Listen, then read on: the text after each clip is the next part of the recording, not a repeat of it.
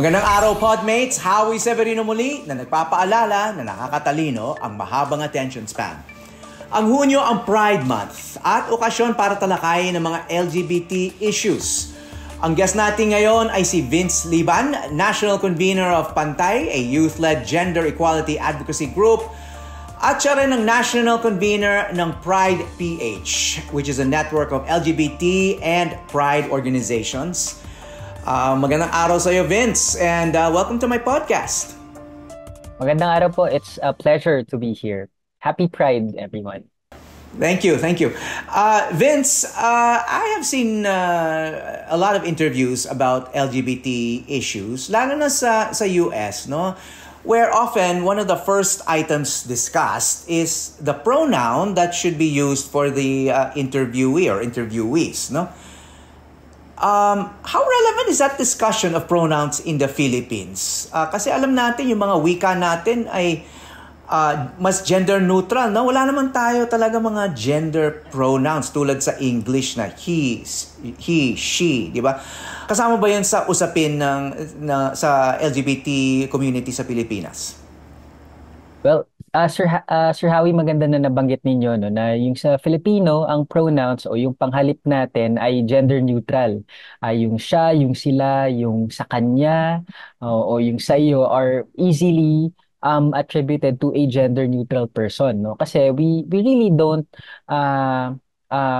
care siguro, no, for the lack of a better term, kung ano man yung kasarian ng kausap natin sa ibang wika. Mayroon silang pagkiling or recognition doon sa gender nung kausap nila. For the LGBT community, it's also a way to affirm one's gender identity, or also a way to for a person to identify or self-identify their own gender. It's a habit amongst us advocates na pag nagpapakilala, pinapakilala muna namin ang aming mga sarili kasama ang aming mga panghalip o pronouns para to establish a safe space for LGBTQ plus members to come out and at the same time affirm their identities, lalo na yung mga transgender individuals. Ang pagiging transgender po ay kapag ang kasarian mo, yung gender identity doesn't match your assigned sex at birth. No? So kapag ikaw ay nag-identify as babae, pero ang iyong assigned sex at birth ay male, you are a transgender woman, and you, of course, identify or you have pronouns who are for women, no? Yung she, her, halimbawa. Important siya kasi it's aside from a discussion on self-determination of one's gender, it's also about establishing a safe space for everyone na pag pinag-uusapan natin itong mga usaping LGBT, you're also saying na ito ay espasyo kung saan sila ay ligtas at mapapakinggan.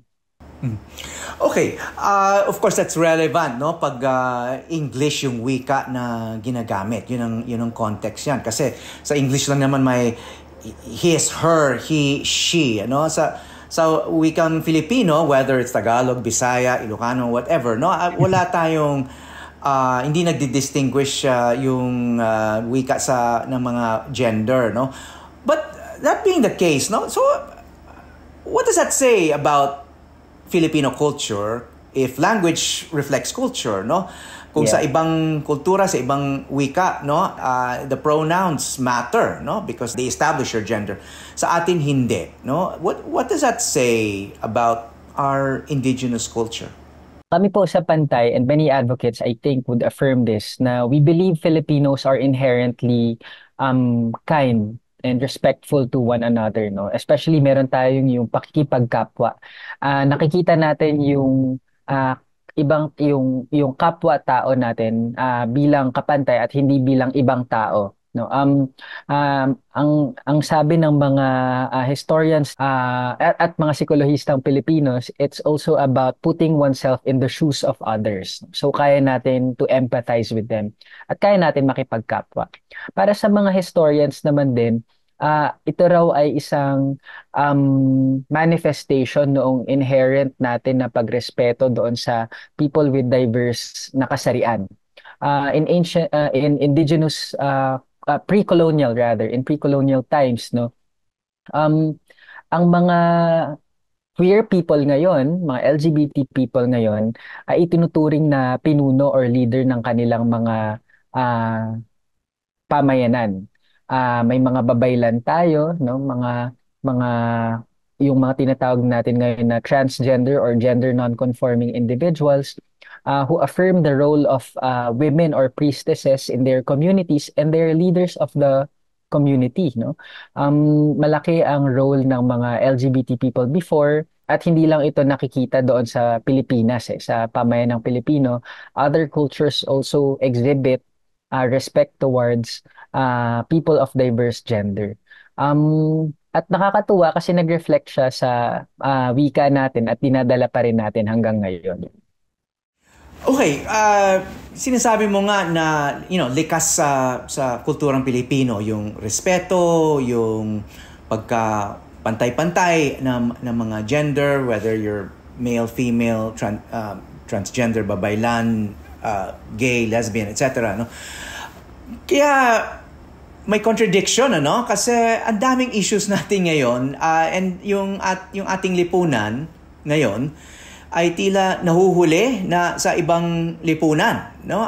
In a lot of social policies including LGBT policies or policies that affect LGBTs. I mean, there are many societies now where legal na ang same-sex marriage.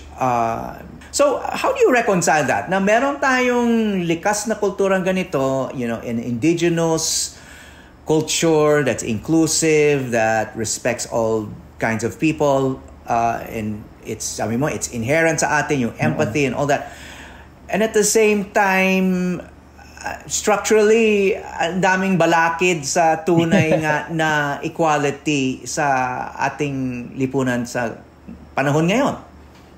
Yes. Hindi po namin maikakaila actually na even if the surveys say halimbawa na 70% of Filipinos or more than 70% of Filipinos support LGBT people, that's 7 out of 10 Filipinos na nagsasabi na tanggapin na natin yung mga bakla at lesbiana, no. Nandun pa rin yung kakulangan ng batas na nagre-recognize ng karapatan ng mga LGBT people. Nandun pa rin syempre yung mga tao na naniniwala na hindi dapat binibigyan ng karapatan ang mga LGBT. It's ironic really because in the Philippines, kung mayroon kang ganun kataas na public support, 'di ba, dapat ay nagtra-translate siya doon sa mga batas. But we also found out na there are of course enemies of equality kasi who hold positions of power that could potentially delay the passage of such important laws. They usually hold positions like a Senate President halimbawa or a majority leader or even a chairperson of a committee on human rights, no?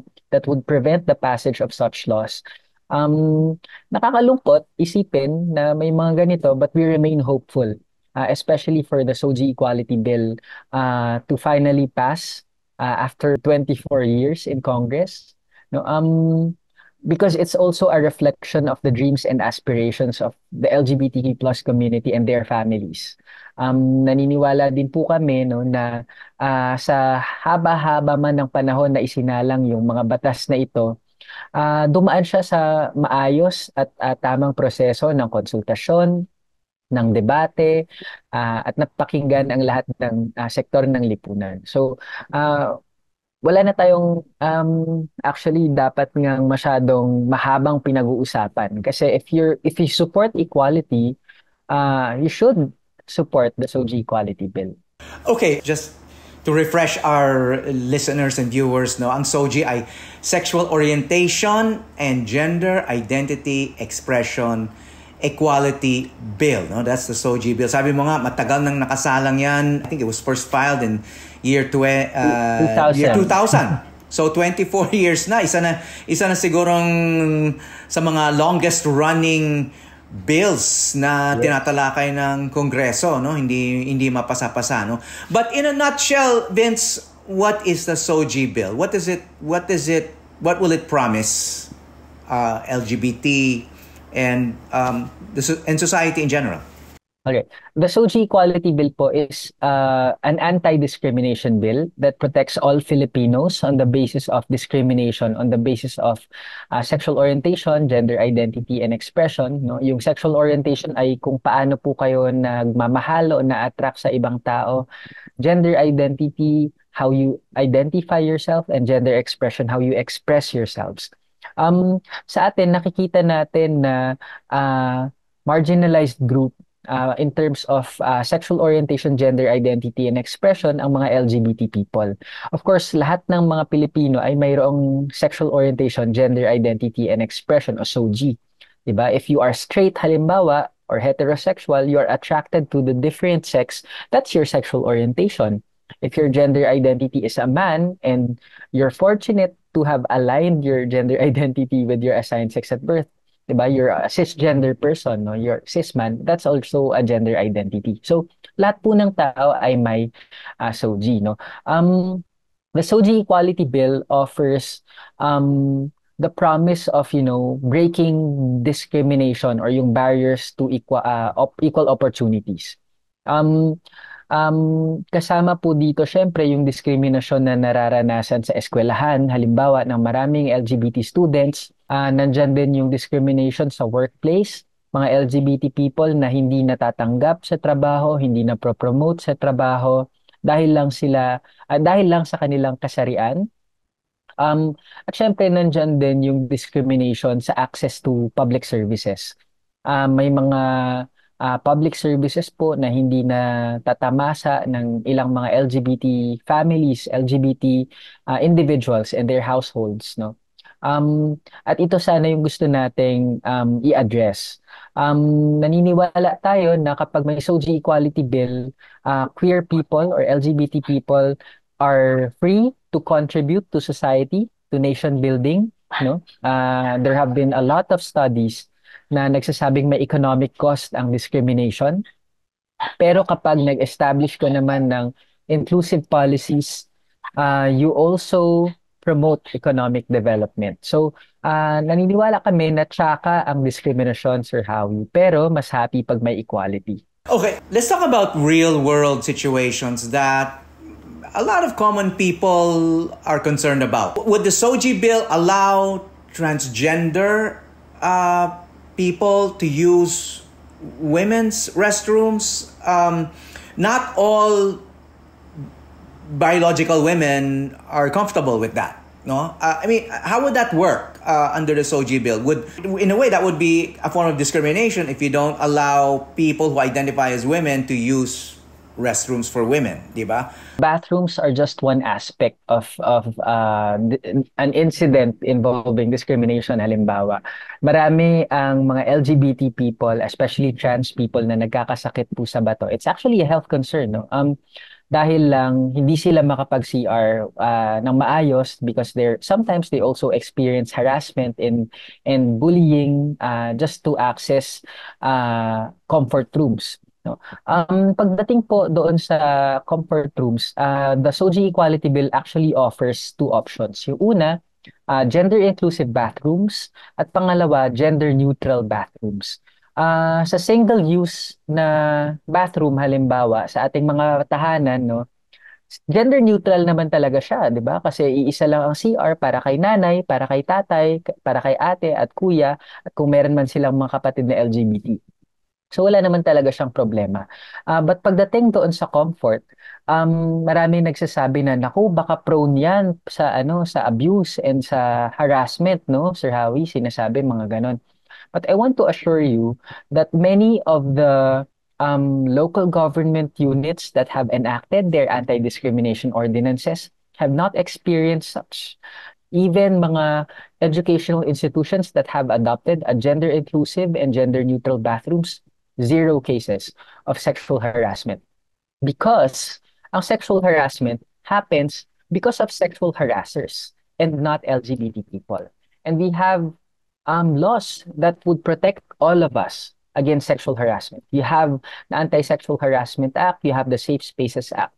So may batas para doon at hindi ito dapat maging dahilan para pigilan ang SOGI Equality Bill sa pagpasa.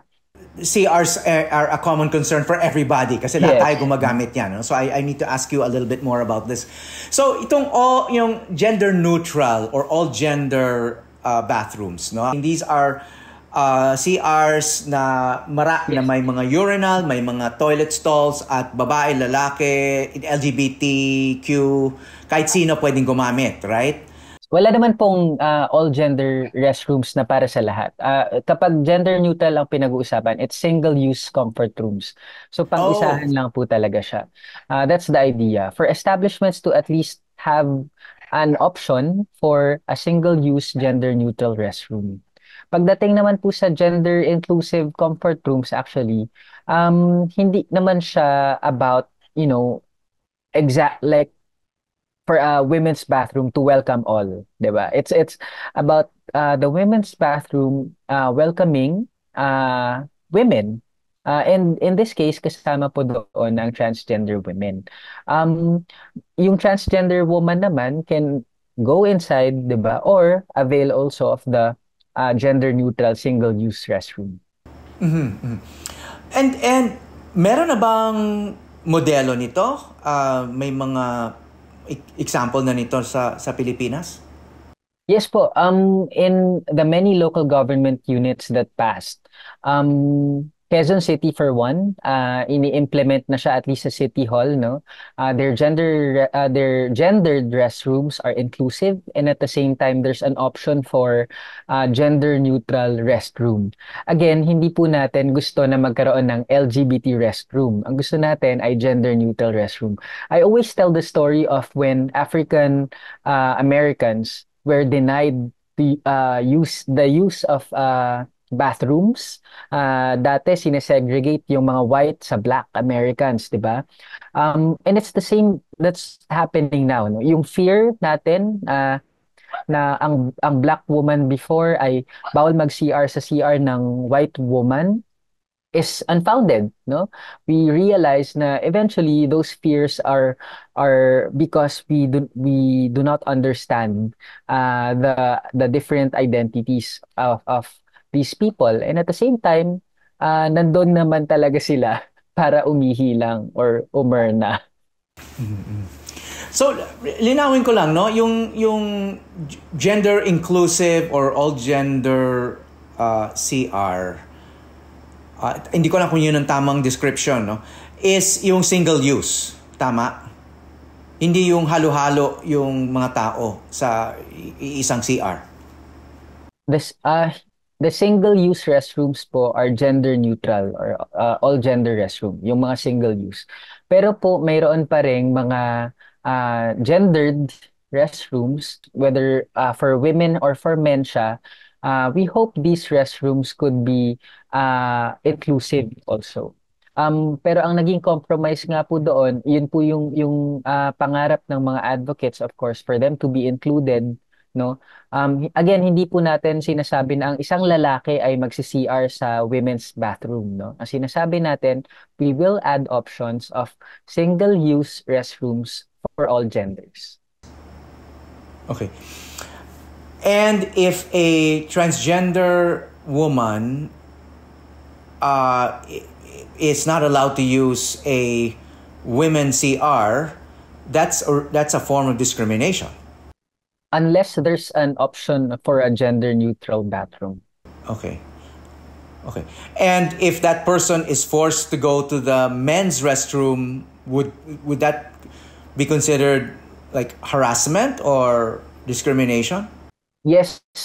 If a transgender woman is forced to go to the men's restroom, especially kung mayroon naman pong ideal na gender-neutral single-use restroom, I think that's already bordering harassment.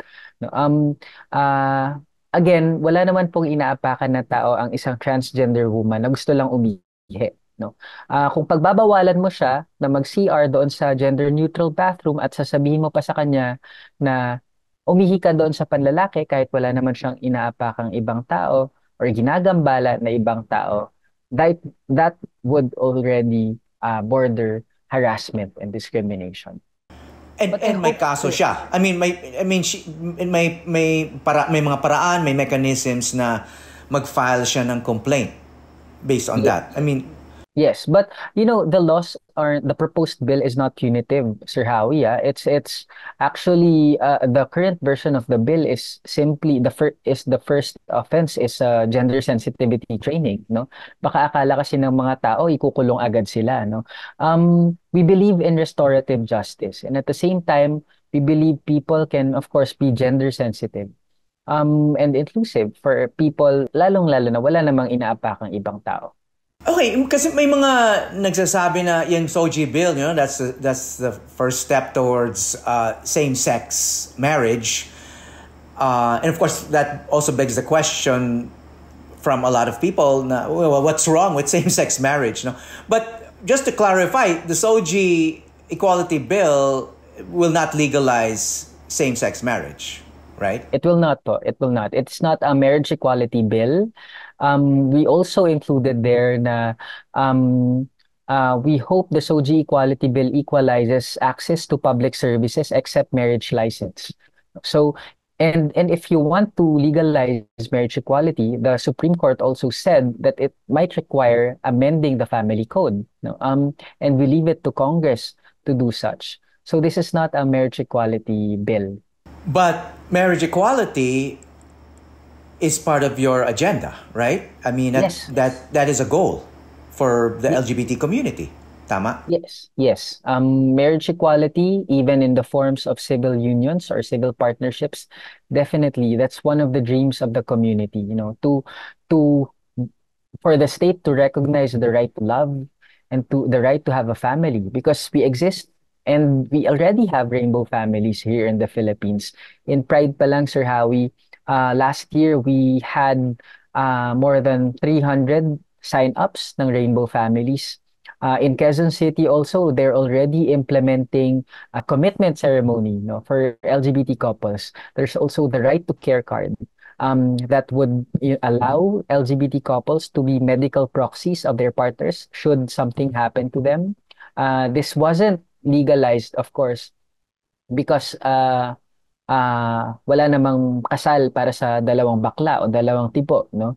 We found ways how the legal system would allow two couples, same-sex couples, to still have that, benefit of being medical proxies.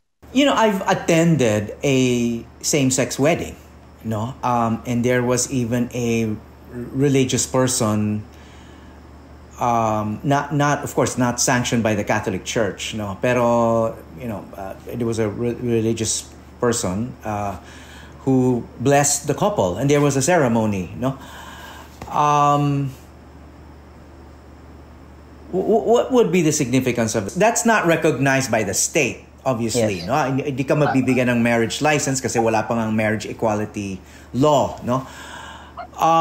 But why go through with that? With the ceremony. For many couples, I also attended some ceremonial weddings, for LGBT couples. It's an affirmation of their love. It's an affirmation of their commitment to each other. Na kahit nakatalikod ang ibang tao sa kanila, mahal nila yung isa't isa. And I think that's what matters. But of course, sa aming advocates, i-recognize man siya ng simbahan, actually, wala, kebs na ako eh. I would leave it to the church if they want to recognize us or not. But in terms of the right to be recognized by the states, have equal benefits, for example, to your spouse, other countries are already doing that. And ang hirap naman, Sir Howie, na hindi i-recognize halimbawa ng isang estado ang isang couple na bakla. 10 taon na silang magkasama, no? Pero wala pa ring spousal benefits halimbawa. Lately nga lang po naisama yung benefits sa insurance. Lately lang nahanapan ng way yung medical proxy through right to care, among other things, no? Pagdating doon sa pag-a-adopt halimbawa ng mga bata, ang nangyayari ngayon, LGBT couples, isa lang yung magiging magulang ng bata, so magiging solo parent pa siya, no? So there's always a roundabout law that would hopefully provide some band-aid solutions, but it's still not recognition of the love that we have for our families. So medyo nakakalungkot siya, but we try to reaffirm our existence and at the same time our love. Kasi kasama dyan sa mga disadvantages ng wala tayong marriage equality law, pag kailangan ng next of kin, halimbawa may emergency, kailangan blood relative, right? Yes. Kasi walang official spouse no? Kahit sabi mo nga, parang 20 plus years na magkasama yung couple, hindi pa rin siya kinoconsider na next of kin, di ba? And then, hindi siya automatic kung nakakamana sa ilalim ng batas, di ba? Especially doon sa mga businesses po na o kaya mga ipon nila together, no? Kung nakapangalan halimbawa sa iisang tao lang at sa hindi magandang twist of fate ay nategi yung isang person na ito, hindi automatic na mapupunta sa partner niya unless they have prepared some legal remedies for that. Would you have a general idea how many countries in the world already have same-sex marriage? Yes. Ang alam ko nasa 30 plus po na bansa. Sa Asia, nandyan na ang Taiwan, nandyan na rin ang Nepal, halimbawa. And lately, isa sa mga nagpre-prepare ng marriage equality law na ipasa ay ang Thailand. No, these are the leading countries in terms of LGBT rights in Asia. And I think Japan is also in talks of adopting and legalizing that because they've already implemented such laws in certain provinces yata sa Japan. So there's a trend. Yeah, I know some Filipino couples no who went to the States para magpakasal. Ano ang applicability niyan sa Pilipinas? What's the advantage of that if you get married in the States but you live in the Philippines? Yes. What difference would it make? Technically po, we also talked to several experts na about this, no, na technically hindi sila mare-recognize as mag-asawa pagdating dito sa Pilipinas. That's been a problem especially to diplomats halimbawa who are gay, no.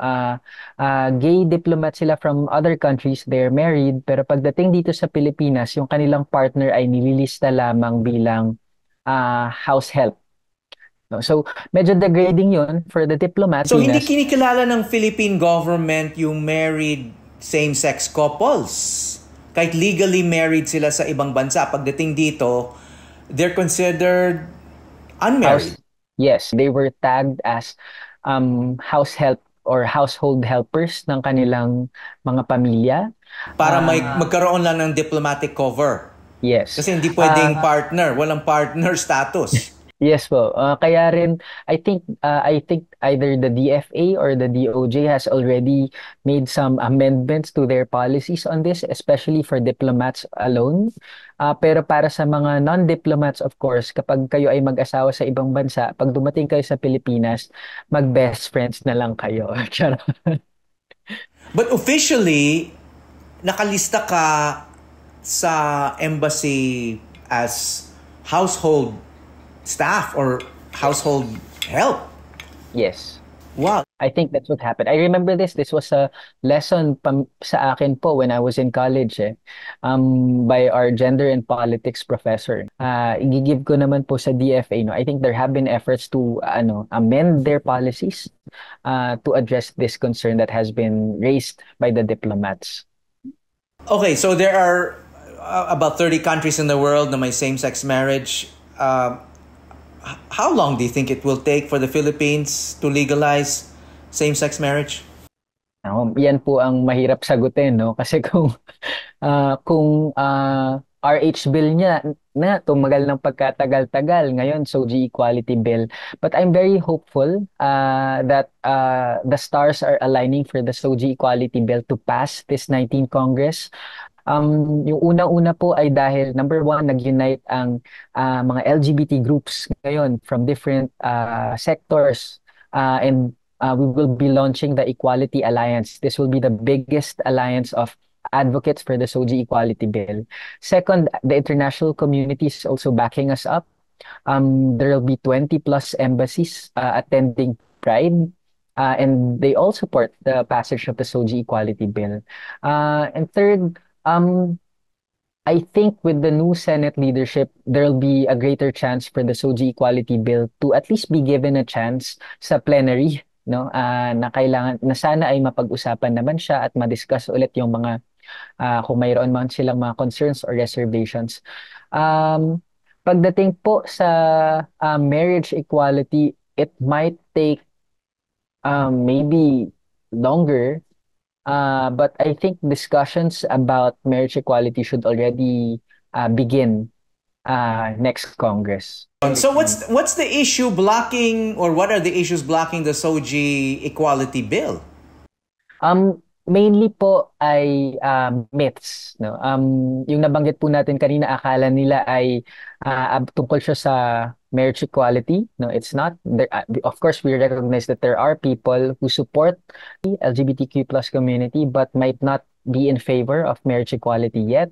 Nandun din po yung mga fears, halimbawa na akala po nila kapag nagkaroon ng SOGI Equality Bill, ang mga bakla ay magiging super special elite class, no? Hindi po, no. SOGI Equality Bill will just prevent discrimination from happening, thereby equalizing opportunities. Pangatlo, nandyan din po yung mga fears na queer people daw or LGBT people will take up space doon sa mga espasyo na hindi naman sila dapat nandoon. Pero magandang itanong, ano ba yung mga espasyong ito, no? Kasi baka naman pala these spaces are denied to LGBT people in the first place because discrimination is not a human right. I think that's a basic tenet of the SOGI Equality Bill. That discrimination in whatever form is not a basic human right. It's not a human right. Marami rin po nagsasabi na this is anti-religion. Marami nagsasabi this is anti-religion. However, there are religious groups, faith-based networks who have already shown support to the SOGI Equality Bill. You have the Iglesia Filipina Independiente, yung Anglican Church, nandyan din ang Open Table MCC, and lately, in a forum we attended organized by the UP GLPP, Gender Law and Policy Program, the CBCP attended, the Catholic Bishops Churches of the Philippines attended. And they said they are supportive of the SOGI Equality Bill, of the idea that no people should be discriminated. And I think that's what matters. Yeah, well, speaking of which, Vince, no, and we know that Pope Francis recently formally approved blessing by Catholic priests of same-sex couples. No, not marrying them in church yet, no, but blessing. And Pope Francis has been defending this, no? Kasi siyempre there's a segment of the Catholic Church na parang talagang vehemently opposing that, no? Ang sagot ni Pope Francis recently, nabasa ko lang kanina, no? Sabi niya, nobody gets scandalized if I give my blessings to a businessman who exploits people, and this is a very grave sin. But they get scandalized if I give my blessing to a homosexual. Sinabi niya doon sa isang interview. No? So, this is considered already a shift, no? For the Catholic Church, because of course we know traditionally the Catholic hierarchy has condemned, no? Yes. LGBT. It's immoral, it's a sin, etc. But now, Pope Francis seems to have a more inclusive approach to the community, even if it's not full-blown sanctifying same-sex marriage. So, how significant is this? Itong pagbibigay ng blessing ng mga pare sa same-sex couples, is this now becoming common in the Philippines? We consider this a win actually, Sir Howie, no? Marami nagsasabi na blessing lang naman, no? But it's still a blessing. It's a symbolic gesture from the Catholic Church to welcome LGBTQ plus Catholics because there are LGBTQ plus Catholics and I think that's a good recognition. Nabanggit din po yan actually ng CBCP doon sa forum that I was talking about, no? Sinabi nila kung ang simbahan nga ay kayang mag-bless ng mga bagay, ng mga hayop, bakit hindi ipagkakait natin ang blessing na ito para sa LGBTQ plus individuals. This is recognition that queer people have always been part of religion, of religious activities. Um, Itanggi man natin pero ang mga bakla nag-aayos ng mga poon. Ang mga bakla ang nag-aayos ng mga activities sa barangay kapag may padasal. Ang mga bakla ang nagse-celebrate ng ilan sa mga religious activities din ng simbahan. No? Bahagi talaga ng pamayanan at ng simbahan ang mga bakla. Um, and I think this is again a shift towards uh, acceptance, no? Hindi man siya full acceptance siguro, no, for many LGBT advocates, but I consider this a win for the LGBTQ plus community and for the Philippines in general. This is, after all, an era of healing. And if you consider that it's the Catholic Church who influences a lot of the political opposition to progress on LGBT issues, including the SOGI bill and marriage equality. So it's actually a step forward towards accomplishing those, wouldn't you think? Kasi kung yung mga politiko na nag-oppose dyan o yung mga communities o mga segments ng population nag-oppose yan sa mga ganyang social legislation, ay nag-oppose dahil nga sa kanilang Catholic beliefs or religious beliefs, pag gano'n na yung naging attitude ng simbahan, eh maaring lumuwag din yung opposition, wouldn't you say? Hopefully po, no. However, we also noticed na sometimes it's not the Catholics who really actively oppose, but religious fundamentalists, often mga extreme evangelicals, no? And actually po maraming ang LGBT advocates are proud Catholics themselves, and they really love Pope Francis for his pronouncements. It's something that we admire because it preaches love, something that all religions should be founded on, and not hate. Because discrimination is also not a religious right. But Catholics comprise the vast majority of Filipinos, no? At Yes. itong sinasabi mong the strongest opposition comes from itong mga religious fundamentalists na I suppose these are not Catholics or strictly Yes. or traditional Catholics, no?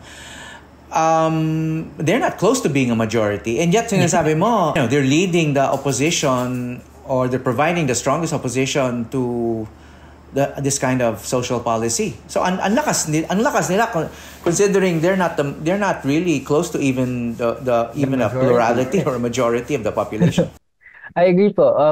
Kaya rin based doon sa research namin na kung aabot man sa period of voting ang SOGI Equality Bill, we will win in both chambers of Congress. And we have proven that in the 12th and 17th Congress, the SOGI Equality Bill passed third and final reading in the House of Representatives.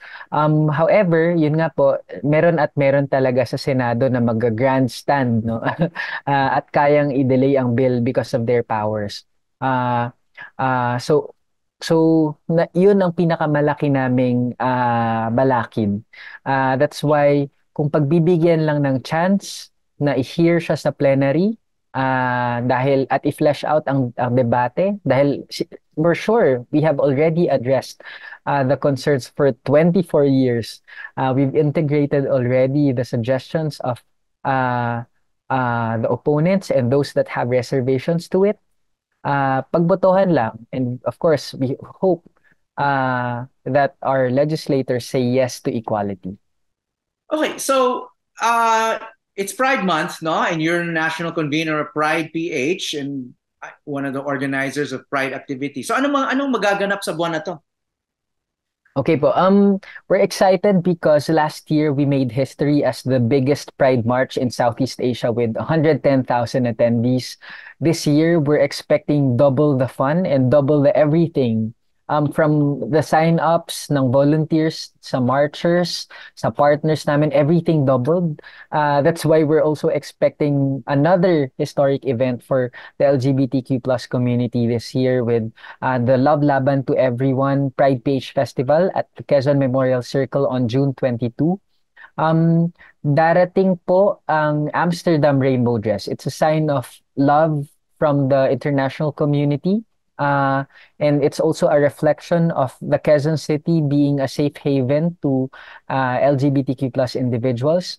We will also have a Pride March. Two Pride marches actually that will eventually converge in the Quezon Memorial Circle. We also have Pride Expo for organizations, merchants, LGBT-owned businesses, NGOs, and allied NGOs. And Can I just interrupt, Vince? You yes mentioned po. that the Quezon City is a safe haven for the LGBT community. Bakit sinasabi mo yan, Quezon City in particular? Why are you singling them out as being a safe haven for your community? Well, it's notable that Quezon City passed the first anti-discrimination ordinance in the country. I think that's in 2003. And now it's a lot. Actually, 37% of the Philippine population now reside in LGUs with anti-discrimination ordinances. Um, so napakalaking bahagi po nun doon sa campaign natin for equality that more and more local government units are supporting the fight for equality. And Quezon City, we have Mayor Joy Belmonte now who's very supportive of LGBTQ plus rights from the right to care card, anti-discrimination ordinances, a trans health guidelines, and this year, meron din pong graduation rights, no? Where transgender people will be allowed to graduate na hindi ginugupitan yung kanilang mga buhok o kaya na-affirm nila yung kanilang gender identity. So marami itong mga activities na binanggit mo sa Quezon City igaganap, no? Nabanggit mo yung Quezon City Circle. Yes. Meron bang mga ibang lungsod na may similar activities? Are you hearing about other places na may mga Pride March, may mga celebration din? Yes po. In Pride PH, we actually have 11 Pride events that will happen simultaneously on June 22, and that's only on June 22. Actually po, mayroon din mga events or Pride events sa buong buwan ng June, and sometimes hindi pa nga po June, no? Mayroon po sa Northern Luzon Pride sa Baguio City, Quirino Pride, Romblon Pride, Albay Pride, Iloilo Pride, Cebu City Pride, Catarman Pride in Northern Samar, Magsaysay Pride in Misamis Oriental, Iligan City Pride, Cagayan de Oro Pride, and Caraga Pride. Ito po yung mga kasabay natin na magpa-Pride this June 22. I'm curious, are there Pride activities in Muslim Mindanao? I think po merong attempts ang Mindanao Pride na contingent. Not necessarily Muslim Mindanao. I think meron pong nag-attempt before sa Zamboanga. I'm not sure po kung kasama sila sa Pride this year. Okay, oo, gusto ko lang magpasalamat, no, sa iyong oras, sa insights at sa iyong serbisyo sa lipunan. Vince Liban, National Convener of Pride PH. Mabuhay ka. Maraming salamat po and thank you for this opportunity.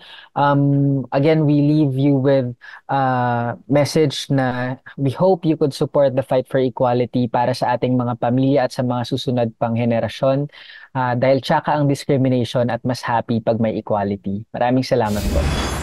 Hi, I'm Howie Severino.